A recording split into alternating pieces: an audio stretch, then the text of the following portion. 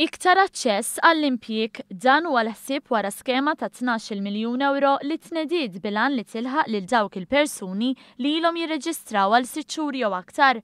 Fil-mira tagħha hemm 1700 persuna u l-ħsibu li dawn ikunu indirizzati fuq perjodu ta' 5 snin. Dettalji dwar dan tħabbru għad konferenza tal-aħbarijiet mill-Ministru għall-Edukazzjoni u x-Xogħol Evarist Bartolo, is-Segretarju Parlamentari għall-Fondi Ewropej Ian Borch u ċ-Chairman tal-Korporazzjoni għax-Xogħol u t-Taħriġ Clyde Caruana li spjega kif se taħdem l-iskema. Permezz tal-access to employment minna ħaddem persuna li tkun unemployed jew inkella inattiva tibbenefika minn 85 euro fil-ġimgħa sussidju fuq il-paga skont is-severità tal-individu kemm ikun ilu ma jaħdem.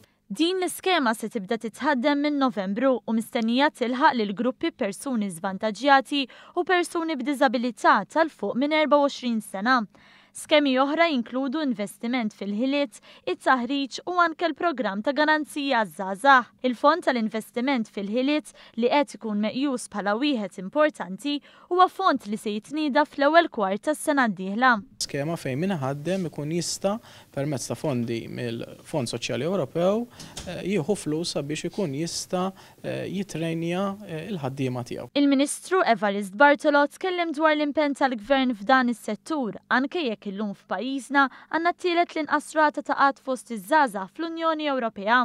Bartolo spjega wkoll li l-garanzija għaż-żgħażagħ kienet imtejba biex tindirizza ħtiġijiet psikoloġiċi u dawk soċjali. Is-Segretarju Parlamentari Ian Borch saħaq dwar l-importanza ta' fondi Ewropej biex jiżdiedu l-impjiegi f'pajjiżna.